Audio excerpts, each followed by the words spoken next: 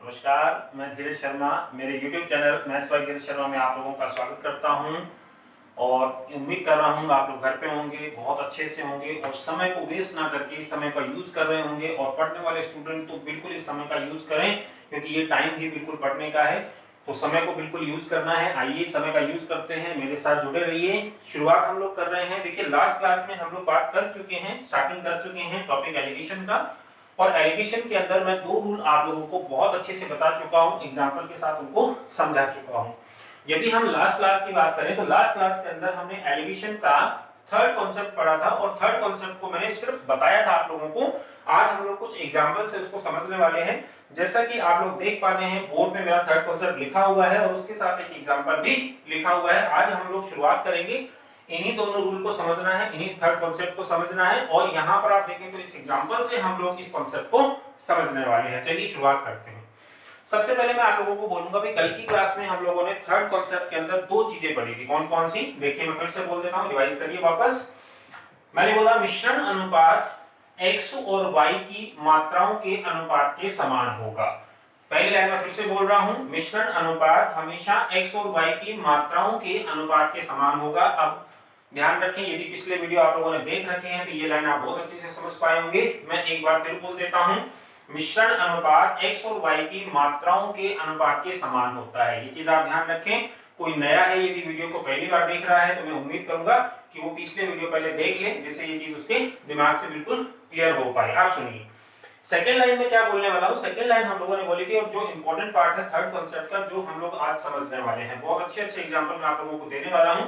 देखिए, second line है, x और y के अंतर को हम किस अनुपात में बांटेंगे? आप बोलोगे सर x और y के अंतर को हम x और y की मात्राओं का जो अनुपात है उसी अनुपात में हम बांटेंगे। या फिर इसका क्रॉस सुनिए, मैंने आपसे बोला कि x और y की मात्राओं का जो अनुपात होगा उसी अनुपात में हमेशा हम किसको बांटेंगे? जो x और y का अंतर है उसको हम लोग बांटेंगे। मैं फिर से दोनों लाइनें बोल देता हूं। फर्स्ट लाइन आपने बोला मिश्रण अनुपात हमेशा x और y की मात्राओं के अनुपात के समान होगा, और दूसरा जो ये अनुपात आप लोगों ने बोला है x और y की मात्राओं का अनुपात, इसी अनुपात में हम लोग किसको बांटते हैं? x और y के अंतर को बांटते हैं। अब देखिए, इसको समझने के लिए हम लोग इसकी एग्जाम्पल को लेते हैं, और बड़ा ही आसान सा एग्जाम्पल मैंने सामने लिखा है, और आगे चल करके हम कुछ अच्छे एग्जाम्पल भी मैं आप लोगों को बताने वाला हूं। देखिए आप जरा ध्यान से,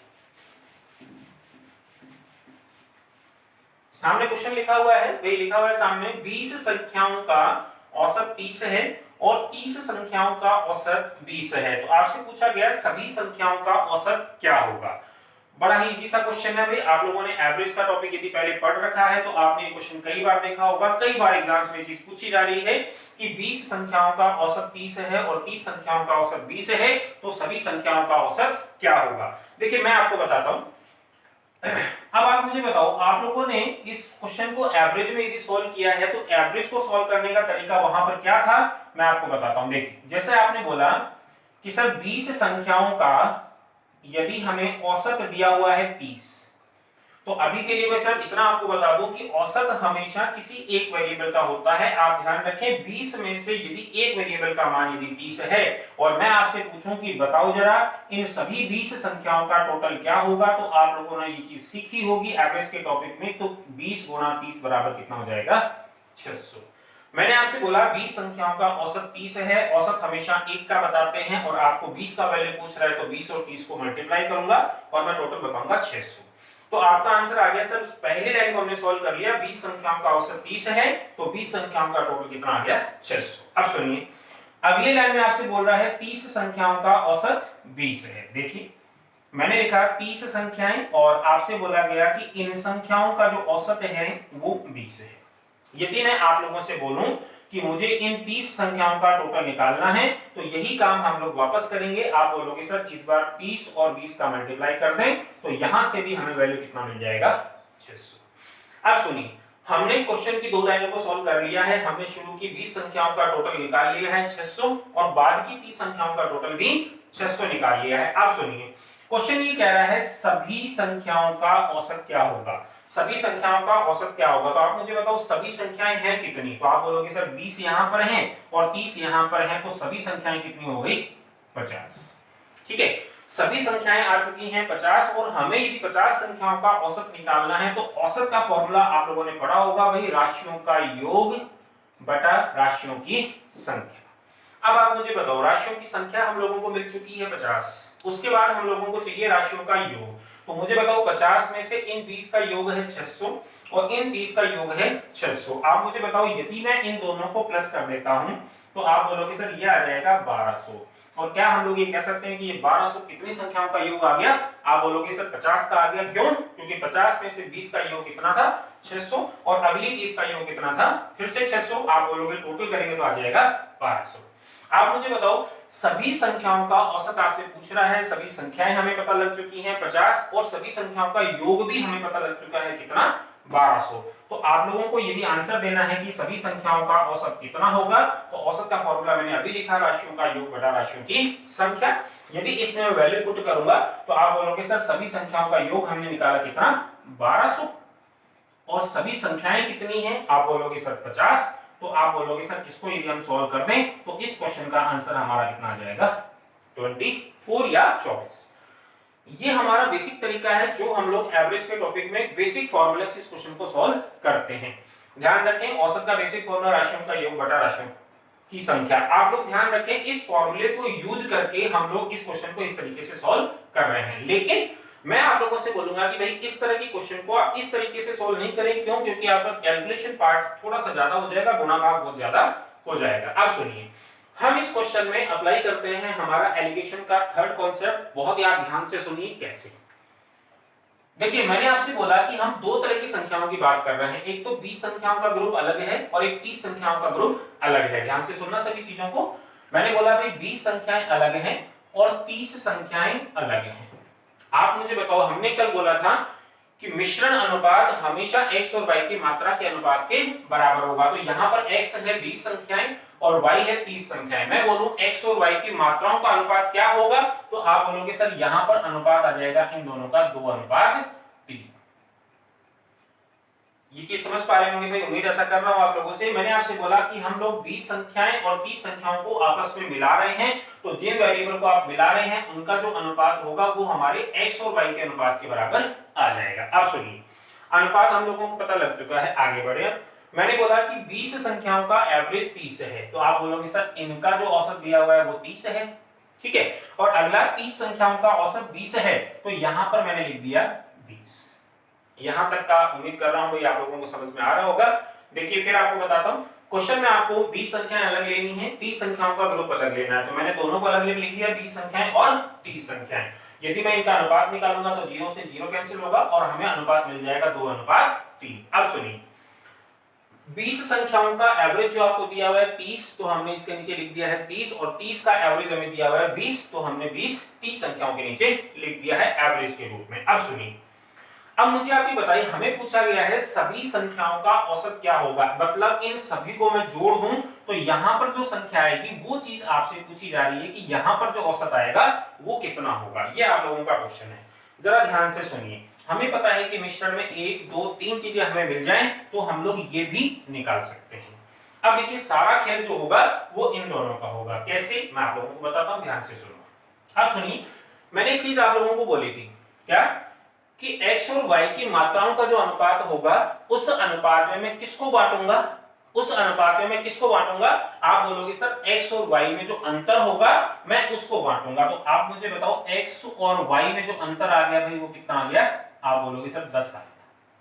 समझ पा रहे हैं सारी चीजों को। मैंने आपसे बोला देखो मात्राओं का अनुपात अलग है, मात्राओं का अनुपात हमने ले लिया 2:3, लेकिन अब हमें बांटना किसको है, आप बोलोगे सर x का वैल्यू 30 है और y का वैल्यू कितना है 20 है, तो 30 और 20 का जो अंतर आएगा वो कितना होगा 10 होगा। अब आप मुझे बताओ, मुझे अंतर मिल चुका है, मुझे अनुपात मिल चुका है और ये चीज हम लोग कल बात कर चुके हैं कि इसी अंतर को हम लोग इस अनुपात में बांट करके यहाँ पर लिखते हैं। तो आप मुझे बताओ, यदि मुझे इस 10 को 2 और 3 के अनुपात में बांटना हो, ध्यान रखें, यदि मुझे 10 को 2 और 3 के अनुपात में बांटना हो, इसका मतलब 2 भाग मुझे इसको देने होंगे और 3 भाग मुझे इसको देने होंगे। तो मुझे कुल भाग कितने चाहिए, आप बोलोगे सर 2 और 3 मिलाकर 5 भाग मेरे पास में होने चाहिए। तो मुझे यदि 10 भागों को 5 भागों में तोड़ना हो तो आप बोलोगे सर एक भाग का मान कितना आ जाएगा, 2 आ जाएगा।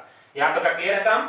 मैंने इस 10 को 2:3 में बांटा, 2:3 में बांटने के लिए 2 और 3 को जोड़ लिया, 5 भाग हो गए, 5 भागों का मान कितना है 10, तो 5 भागों का मान यदि 10 है तो एक भाग का मान कितना होगा 2। अब आप मुझे बताओ यदि एक भाग का मान हमें मिल चुका है, यहां मैं लिख देता हूं कि एक भाग का मान कितना आ गया मेरे पास 2 आ गया, एक भाग का मान 2 आ चुका है, लेकिन हमें चाहिए दो भागों का मान। मुझे बताओ यदि एक भाग का मान 2 है तो दो भागों का मान कितना होगा, तो आप बोलोगे सर 4 होगा, तो यहां पर हम लोग लिख देते हैं 4। क्लियर है यहां तक का काम। उसके बाद फिर मैंने बोला कि एक भाग का मान यदि 2 है तो यहां पर 3 लिखा हुआ है, तो 3 भागों का मान कितना होगा, तो यहां पर मैं लिख देता हूं 3 का भाग मान 6। यहां तक का क्लियर होगा, उम्मीद ऐसा कर रहा हूं आप लोगों से। भाई देखिए फिर बताता हूं, 2 और 3 को जोड़ूंगा, 5 भाग मुझे चाहिए, 5 भाग किसके बराबर है 10 के बराबर है, तो एक भाग का मान कितना होगा 2 होगा। यदि एक भाग का मान 2 है तो दो भागों का मान कितना होगा 4 और 3 भागों का मान 6 होगा। अब आप मुझे बताओ कल हमने एक एग्जांपल लिया था चावल वाला, यदि आप लोगों को ध्यान हो तो देखिए उस क्वेश्चन में हमने बोला था कि ये जो वैल्यू आएगा, ये जो वैल्यू आएगा इनमें से हमेशा किसको जोड़ना है वो आप लोगों को ध्यान रखना है। मैंने आप लोगों से बोला था कि इन दोनों में जो वैल्यू छोटी है उसमें सामने वाली वैल्यू को मुझे जोड़ना होगा। तो आप बोलोगे सर 30 और 20 में से छोटा कौन है 20 है, तो आप बोलोगे सर 20 में मुझे किसको जोड़ना पड़ेगा 4 को जोड़ना पड़ेगा। यदि मैं 20 में 4 को जोड़ूंगा तो आप देखेंगे कि आप लोगों का जो आंसर है वो कितना आ जाएगा 24 या 24। उम्मीद कर रहा हूं भाई सवाल समझ में आ गया होगा। देखिए यदि अभी नहीं भी समझ में आया है तो मैं इसको फिर से समझाऊंगा, फिर से इसको बताऊंगा, फिर से पूरा अपन एक्सप्लेन करेंगे इसको। उसके बाद हम लोग कुछ और एग्जांपल भी लेंगे जिससे ये चीज बहुत अच्छे से क्लियर हो पाएगी। आप जल्दी से इसे नोट करें, इसको मैं फिर से समझाऊंगा। देखिए इसको नोट करने की जरूरत नहीं है अभी, क्यों, क्योंकि जब हम लोग एवरेज का टॉपिक पढ़ेंगे तो ये चीजें हमें डिटेल में मिल जाएंगी। तो इसको आप एक बार के लिए छोड़ सकते हैं, सिर्फ आप क्वेश्चन नोट करें और उसका ये वाला जो तरीका है इसको नोट करें। मैं इसको दोबारा से भी बताऊंगा, दोबारा से एक्सप्लेन करूंगा और कुछ और एग्जांपल भी आप लोगों को दूंगा, लेकिन उससे पहले आप जल्दी से इसको नोट करें।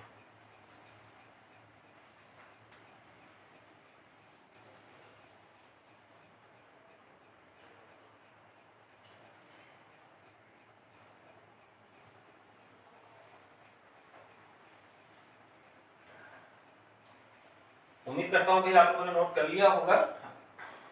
जरूर से आप हर चीज को लिखा करें, जब मैं क्वेश्चन लिखता हूं तो उसको भी लिखा करें, और यहाँ पर भी ये चीज आप जो सॉल्यूशन में देता हूं आप लोगों को पूरा आप कॉपी में नोट किया करें।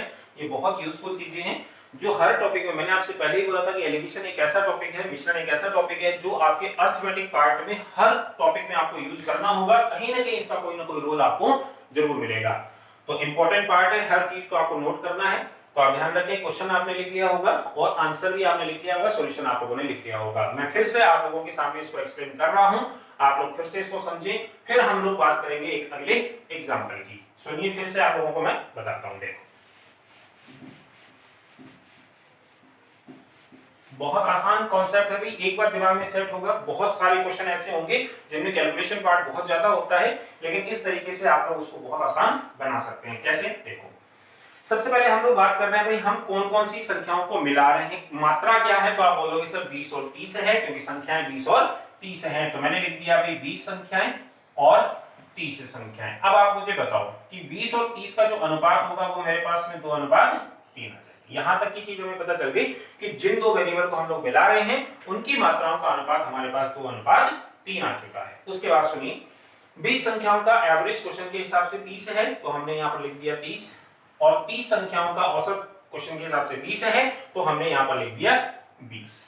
ठीक है, अब आपको क्या करना है, आपसे पूछा गया कि इन सभी को हम लोग मिला दें तो ये वाला वैल्यू जो औसत होगा सभी संख्याओं का वो ये वाला वैल्यू होगा, तो ये कितना होगा, ये क्वेश्चन आपसे पूछ रहा है, क्योंकि क्वेश्चन में पूछा है सभी संख्याओं का औसत क्या होगा। सुनिए अभी हमें पता है कि यदि ये तीन चीजें मेरे पास में हो तो हम लोग ये वाला वैल्यू भी निकाल सकते हैं। मिश्रण का थर्ड कॉन्सेप्ट आप लोग जरूर दिमाग में रखें, बहुत इंपॉर्टेंट पार्ट है। कैसे, सुनिए मैंने आप लोगों से बोला था कि मात्राओं का जो अनुपात होगा उसी अनुपात में हम इन दोनों के अंतर को बांटेंगे। ध्यान रखें, फिर बोल रहा हूं, इस अनुपात में हम हमेशा इनके अंतर को बांटेंगे। तो आप बोलोगे सर इनका अंतर तो मेरे पास में आ गया कितना 10, तो आपका एक सिंपल सा जवाब होगा कि सर 10 को 2 और 3 के अनुपात में बांट दो। यदि हम लोग 10 को 2 और 3 के अनुपात में बांटेंगे तो 2 और 3 मिलकर के कुल मिलाकर के 5 हो जाएंगे, तो 5 भागों का मान कितना होगा 10। 5 भागों का मान यदि 10 है तो एक भाग का मान कितना होगा 2। यदि 5 भागों का मान 10 है तो 1 भाग का मान कितना होगा? 2 होगा। अब आप मुझे बताओ, यदि 1 भाग का मान 2 है तो आप बोलोगे सर 2 भागों का मान कितना होना चाहिए? 4। और 3 भागों का मान कितना होना चाहिए? आप बोलोगे सर 6। बताइए यहां तक क्लियर है क्या? उसके बाद हम लोगों ने बोला था कि जो भी छोटी संख्या है उसमें आप सामने वाले वैल्यू को प्लस कर दें। तो मुझे बताओ, यदि मैं 20 में 4 को प्लस कर दूं तो क्या मुझे मेरा आंसर 24 या 24 मिल जाएगा? अब आप ध्यान रखें, मैंने आपसे बोला छोटी संख्या में सामने वाले को जोड़ दें। आप उल्टा भी कर सकते हैं, छोटी संख्या में यदि सामने वाले को जोड़ रहे हैं तो बड़ी संख्या में से सामने वाले को माइनस भी कर सकते हैं। देखिए 20 में यदि 4 प्लस करूंगा तो 24 आ जाएगा, और 30 में से यदि मैं 6 माइनस करूंगा तो भी मुझे मेरा आंसर 24 मिल जाएगा। उम्मीद करता हूं ये क्वेश्चन आप लोगों को समझ आ गया होगा। यदि अभी भी समझ में नहीं आया तो मैं और एग्जांपल भी दूंगा, लेकिन आप लोग फिर से इस वीडियो को वापस से रिवाइज कर लेना एक बार। लेकिन ये समझ में आना बहुत जरूरी है क्योंकि इंपॉर्टेंट पार्ट आप लोगों का एलिगेशन का है। चलिए मैं आपके सामने एक एग्जांपल और लिखता हूं, आप थोड़ा सा ध्यान से देखिए।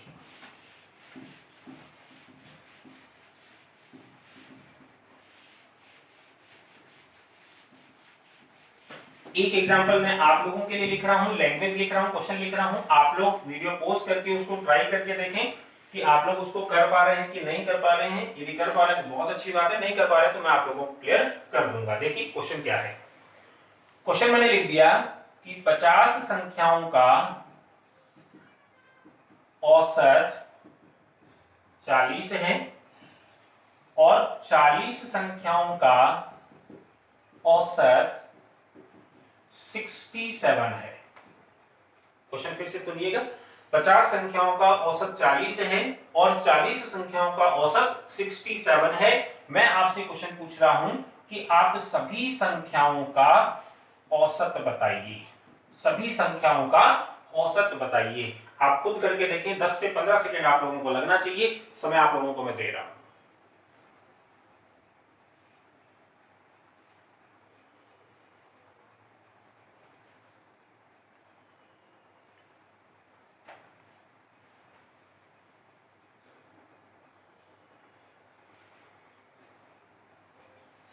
उम्मीद करता हूं भाई आप लोगों ने आंसर कर लिया होगा। समय आप लोगों को 10-15 सेकंड दिए गए थे और मुझे लग रहा है कि 10-15 सेकंड ही इस क्वेश्चन के लिए उपयुक्त हैं। देखिए हम लोग करते हैं। सबसे पहले हम लोग बात कर रहे हैं कौन कौन सी दो चीजों को मिला रहे हैं। तो आप बोलोगे सर 50 संख्याएं और 40 संख्याओं को हम लोग मिला रहे हैं। तो हमने सबसे पहले लिख लिया कि सर 50 संख्याओं का एक ग्रुप अलग है और 40 का एक ग्रुप अलग है, और हमने पहले ही कर लिया कि हम लोग इन संख्याओं का क्या कर लेंगे, अनुपात निकाल लेंगे। तो यहां से क्लियर है कि 0 से 0 कैंसिल हो जाएगा और मेरे पास अनुपात जो होगा वो 5:4। यहां तक का मामला सही है। अब देखो, अब हम लोग आगे बढ़ते हैं। क्वेश्चन ये कह रहा है कि 50 संख्याओं का औसत 40 है। तो आप मुझे बताओ, यहां पर हमने लिख दिया 40, ठीक है। उसके बाद क्वेश्चन आ रहा है कि 40 संख्याओं का औसत 67 है। तो आप मुझे बताओ, यहां पर हम लोगों ने लिख दिया 67, ठीक है। अब सुनिए, अब हमें पूछा गया है कि यदि मैं इन सबको मिला दूं तो यहां पर जो औसत वैल्यू आएगा वो क्या आएगा। ये क्वेश्चन आप लोगों से पूछ रहे हैं कि सभी संख्याओं का औसत क्या होगा। सभी संख्या मतलब 50 और 40 मिलकर के जो संख्या एवरेज के रूप में बनाएंगी वो हमें बताना है कि वो क्या होगा। सुनिए कैसे बताएंगे। अभी हम लोगों ने बात की है कि इस अनुपात में मैं किसको बांटूंगा। तो आप बोलोगे सर हम लोग इनके अंतर को बांटेंगे, ठीक है। इस अनुपात में इसके अंतर को मैं बांटूंगा तो 40 और 67 का जो अंतर आएगा भाई वो आ जाएगा 27, ठीक है। यहां तक क्या काम। मैंने आप लोगों को बोला कि इस अनुपात में मैं किसको बांटूंगा, जो इन दोनों का अंतर होगा उस अंतर को मैं इस अनुपात में बांट दूंगा। तो मुझे बताओ इन दोनों का जो अंतर है वो कितना आ गया, 27। अब आप देखो 27 को मुझे बांटना है 5 और 4। तो आप मुझे बताओ 5 और 4 मिलकर कितना हुआ, 9। तो आप बोलोगे सर 9 भागों का मान कितना है, 27। तो आप बोलोगे सर 27 जो हमें दिया हुआ है वो 9 भागों का मान है, तो एक भाग का मान कितना आ जाएगा, 3, ठीक है। उम्मीद कर रहा हूं यहां तक समझ में आ गया होगा। बढ़ते हैं इससे आगे।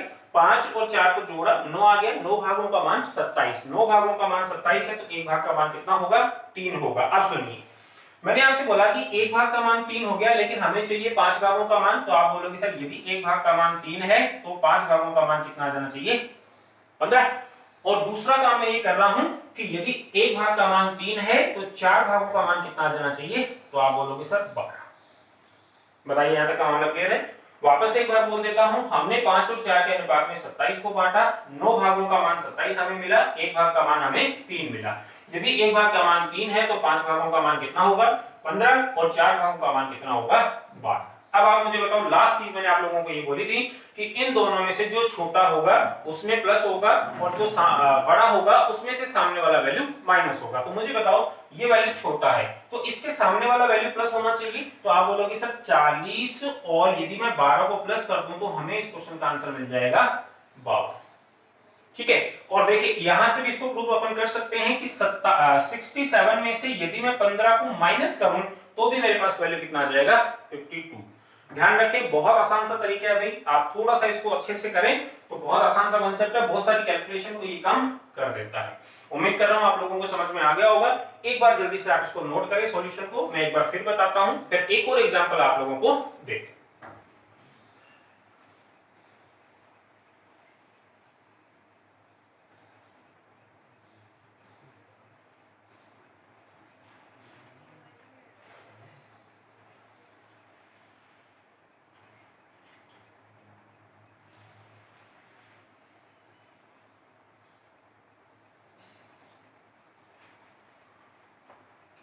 उम्मीद कर रहा हूं भाई नोट कर लिया होगा आप लोगों ने। मैं एक बार फिर से आप लोगों को बता रहा हूं, देखिए संख्याएं 50 और 40 हम लोगों ने लिखा 50 और 40, हमने बोला इनका अनुपात, आप बोलोगे सर 0 से 0 कैंसिल हो जाएगा, अनुपात 5 और 4 आ जाएगा। उसके बाद एवरेज आपको दिया हुआ है 50 संख्याओं का एवरेज 40, हमने लिखा 40, फिर दिया हुआ है 40 संख्याओं का एवरेज 67, हमने लिखा 40 संख्याओं का एवरेज 67। फिर हमने बोला कि इस अनुपात को हम लोग किस में बांटेंगे, तो आपका जवाब होगा सर इनमें जो अंतर होगा हम उसमें इस अनुपात को बांट देंगे। तो आप देखें इन दोनों का डिफरेंस या अंतर कितना आ जाएगा, आप बोलोगे सर 27 आ गया। 27 को मैं किस में बांटूंगा, आप बोलोगे सर 5 अनुपात 4 में। तो मुझे बताओ 5 और 4 मिलकर के कितना हो जाएगा 9। तो आप बोलोगे सर 9 भागों का मान कितना है 27। यदि 9 भागों का मान 27 है तो एक भाग का मान कितना होना चाहिए 3 होना चाहिए। यदि एक भाग का मान 3 है आ गया तो आप मुझे बताओ एक भाग का मान यदि 3 आ गया तो 5 भागों का मान कितना होगा 15, 4 भागों का मान कितना होगा 12। ठीक है, अब देखिए लास्ट मैंने आपसे बोला कि इन दोनों में से जो छोटी वैल्यू है उसमें सामने वाला वैल्यू जुड़ जाएगा और जो बड़ी वैल्यू है उसमें से माइनस हो जाएगा। तो देखो छोटी वैल्यू को यदि आप ले 40 तो इसके सामने लिखा हुआ है 12, तो आप बोलोगे सर छोटी वैल्यू में तो प्लस होगा, तो 40 और 12 को यदि मैं जोड़ दूंगा तो वैल्यू कितना आ जाएगा 52। और बड़ी वैल्यू की मैं बात करूं तो बड़ी वैल्यू 67, तो बड़ी वैल्यू में से मुझे सामने वाला वैल्यू माइनस करना होगा। तो आप 67 में से यदि 15 माइनस करें तो भी आप लोगों को आंसर 52 मिल जाएगा, 52 मिल जाएगा। उम्मीद करता हूं आप लोगों को आंसर समझ में आ गया होगा। देखिए यदि इसी क्वेश्चन को हम लोगों को बेसिक से करना पड़े थोड़ा सा गुणा भाग आप लोगों के लिए ज्यादा होगा। आपको क्या करना होगा, इसको भी सॉल्व करना होगा 50 गुना 40, तो ये वैल्यू आ जाएगा मेरे पास में 2000। ठीक है, उसके बाद हमें सेकंड दिया हुआ है 40 और उनका एवरेज दिया हुआ है मुझे 67, इसको भी मुझे सॉल्व करना होगा। तो ये वैल्यू मेरे पास में आ जाएगा 2680। ठीक है, अब आप मुझे बताओ, आप बोलोगे सर इन दोनों को यदि हम लोग मिला दें तो संख्याएं मेरे पास में हो जाएंगी 90, संख्याएं मेरे पास में हो जाएंगी 90 और इन 90 संख्याओं का जो टोटल आएगा वो आ जाएगा 4680। अब आप मुझे बताओ 4680 सभी संख्याओं का योग आ गया, कितनी संख्याओं का 90। और आप लोगों ने पढ़ा हुआ है औसत का फॉर्मूला राशियों का योग बटा राशियों की संख्या। आप मुझे बताओ राशियों का योग कितना है, आप बोलोगे सर 4680, राशियों की संख्या कितनी है 90, तो आप बोलोगे सर 90 से भाग दे दें और यदि हम लोग इसको सॉल्व करें तो देखिए वही आंसर आ जाएगा जो हमारे इस तरीके से बहुत आसान तरीके से हम लोग निकाल चुके हैं। उम्मीद कर रहा हूं भाई आप दोनों को कंपेयर करेंगे और फिर अपने दिमाग से इसको यूज करेंगे। क्यों, क्योंकि ये आसान तरीका होगा, गुणा भाग थोड़ा सा आपको कम करना होगा, कैलकुलेशन पार्ट थोड़ा सा कम करना होगा। उम्मीद कर रहा हूं ये चीज आपको समझ आ गई होगी। एक एग्जांपल मैं आप लोगों के लिए और लिख रहा हूं, आप लोग उसको सॉल्व करिए और देखिए करके जब भी मैं बोलूं आप लोगों को कि आप क्वेश्चन सॉल्व करें तो एक बार वीडियो को आप पॉज कर दिया करो और क्वेश्चन करके देखा करो। यदि आएगा तो बहुत अच्छी बात है, नहीं आएगा तो मैं बता दूंगा आपको। ठीक है, एग्जांपल लिख रहा हूं, आप सुनिए। मैंने आपसे बोल दिया कि 12 किलोग्राम चावल और 20 किलोग्राम चावल को मिलाया गया। पहले चावल का मूल्य 50 रुपए किलो है और दूसरे चावल का मूल्य 70 रुपए किलो है। तो आपको बताना है मिश्रण का औसत मूल्य क्या होगा। मैं क्वेश्चन एक बार फिर से बोल देता हूं, आप ध्यान रखें। मैंने आपसे बोला 12 किलोग्राम चावल और 20 किलोग्राम चावल को हमने मिला दिया। 12 किलोग्राम चावल अलग था और 20 किलोग्राम चावल अलग था, हमने उन दोनों को मिला दिया। लेकिन मिलाने से पहले आपको ये बता दिया गया कि ये जो 12 किलोग्राम चावल है, इसमें से चावल का जो मूल्य है वो 50 रुपए किलो है और 20 किलोग्राम जो चावल है उस चावल का मूल्य 70 रुपए किलोग्राम है। तो आपसे क्वेश्चन ये पूछ रहा है कि जो मिश्रण आपका तैयार होगा 12 किलो और 20 किलो को मिलाने पर उस मिश्रण का औसत मूल्य क्या होगा। आप लोग ट्राई करके देखें, 10 सेकंड 15 सेकंड में आप इसको सॉल्व करके देखें जरूर।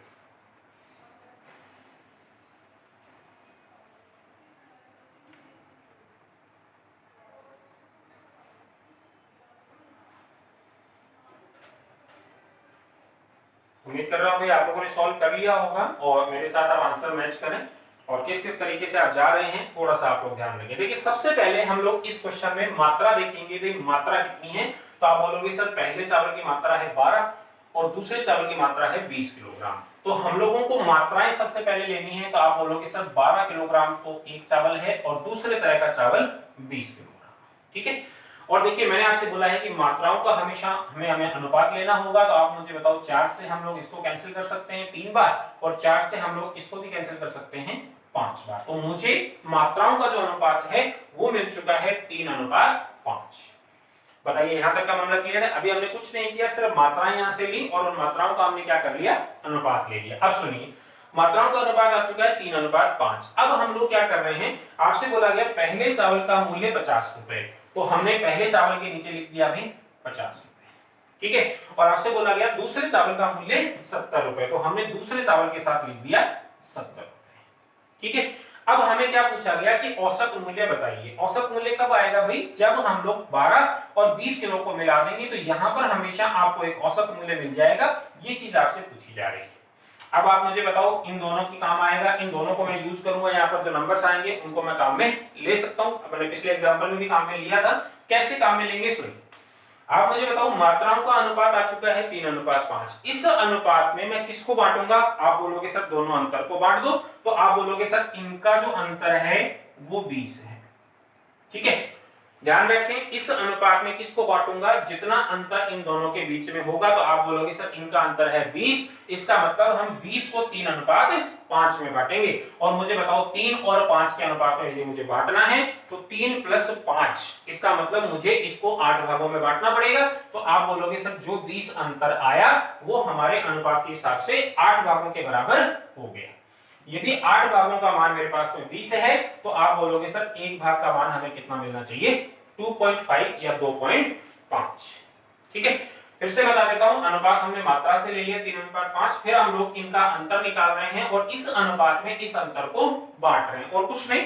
आप मुझे बताओ 20 को मुझे बांटना है 3:5 में, तो मुझे बताओ 3:5 का मतलब टोटल मिलाकर के 8 भाग, तो 8 भागों का मान कितना होगा 20, एक भाग का मान कितना होगा 2.5 या 2.5। अब देखो एक भाग का मान मेरे पास में आ चुका है 2.5, मुझे चाहिए 3 भागों का मान। तो आप बोलोगे सर एक भाग का मान 2.5 है, तो मुझे यदि 3 भागों का मान चाहिए तो मैं बोलूंगा सर इनको मल्टीप्लाई करने पर 3 भागों का मान कितना होगा 7.5।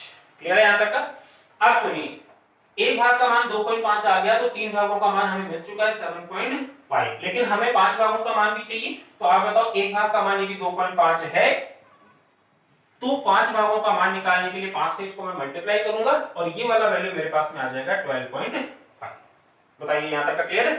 अब देखिए मेरे पास में दोनों वैल्यू आ चुकी हैं। अब आप मुझे बताओ, मैंने बोला था इनमें से जो छोटा वैल्यू होगा उसमें जुड़ेगा, बड़े में से माइनस होगा। सुनो अब आप देखो 50 और 70 में से छोटा कौन है, आप बोलोगे सर 50, तो छोटे के अंदर तो सामने वाला वैल्यू जुड़ना चाहिए। तो आप बोलोगे सर 50 में ये वाला वैल्यू क्या होगा प्लस होगा। यदि 50 में मैं 12.5 को प्लस करूं तो आप बोलोगे सर हमारा आंसर जो है वो 62.5 या 62.5 आना चाहिए। क्लियर है। अब देखिए हमने छोटी संख्या में इसको प्लस कर दिया, आप बड़ी संख्या से भी इसको ट्राई कर सकते हैं। अब देखो बड़ी संख्या 70 के सामने लिखा हुआ है 7.5, तो आप बोलोगे सर यदि 70 से हम लोग आंसर निकालना चाहें तो हमें इस 7.5 को क्या करना होगा, माइनस करना होगा। यदि 70 में से मैं 7.5 माइनस करूंगा तो आप देखिए आंसर आपका क्या आ जाएगा, वापस 62.5। उम्मीद कर रहा हूं यहां तक की चीजें समझ आ गई होंगी। भाई मैंने आज आप लोगों को 3 एग्जांपल दिए हैं। यदि आपको किसी तरह का कुछ भी कंफ्यूजन रहता है तो आप मुझे कमेंट जरूर करें। कमेंट से पहले आप लोग ये चीजें एक बार फिर से देखें, इसको समझने की कोशिश करें। मुझे उम्मीद है कि आप लोग इसको बहुत अच्छे से समझ पाएंगे क्योंकि मैंने एग्जांपल आप लोगों को दिए हैं। उम्मीद करता हूं आज की क्लास जो मैंने बताई है थर्ड कॉन्सेप्ट को लेकर के आप लोगों को पसंद आई होगी, क्योंकि ये थर्ड कॉन्सेप्ट बहुत इंपॉर्टेंट है। आप इसको समझिएगा, बार-बार इसको देखिएगा और आपको समझना ही होगा, क्योंकि बहुत सारे क्वेश्चन ऐसे होंगे जिनमें बहुत सारी कैलकुलेशन आती हैं। तो आपको कैलकुलेशन नहीं करना है, एक आसान तरीका यूज करना है और आगे बढ़ना है। ठीक है दोस्तों, आज की क्लास में इतना ही। अगली क्लास में हम लोग क्या करने वाले हैं मैं आपको बता दूं। देखिए एलिगेशन के अंदर पार्ट 6 हम बना चुके हैं, 6 पार्ट हम लोग बना चुके हैं। इसमें हम लोग रूल की बात कंप्लीट कर चुके हैं। इसका मतलब हम लोग थ्योरी का पार्ट जो है वो कंप्लीट कर चुके हैं। एलिगेशन में 3 कॉन्सेप्ट हैं, मैंने आप लोगों को बता दिए हैं। तीनों 6 पार्ट मैंने आपको बता दिए थ्योरी के।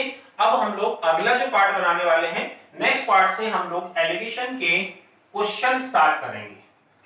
इसका मतलब हो गया भाई अगले जो पार्ट कुछ बनेंगे वो एलिगेशन के लिए क्वेश्चन सीरीज का काम करेंगे। जो प्रीवियस एग्जाम में आए हुए हैं वो क्वेश्चन भी हम लोग आपके सामने रखने वाले हैं। और जो टॉपिक में एलिगेशन यूज होते हैं, अरिथमेटिक के टॉपिक में जो एलिगेशन यूज करते हैं हम लोग, उस क्वेश्चन को भी हम लोग यहाँ पर सॉल्व करेंगे। तो अगली क्लास से हम लोग एलिगेशन की क्वेश्चन सीरीज शुरू करेंगे। मैं आप लोगों को क्वेश्चन कराऊंगा, जितने टाइप के क्वेश्चन बन सकते हैं एलिगेशन में मैं सभी आप लोगों को यहाँ सॉल्व कराऊंगा।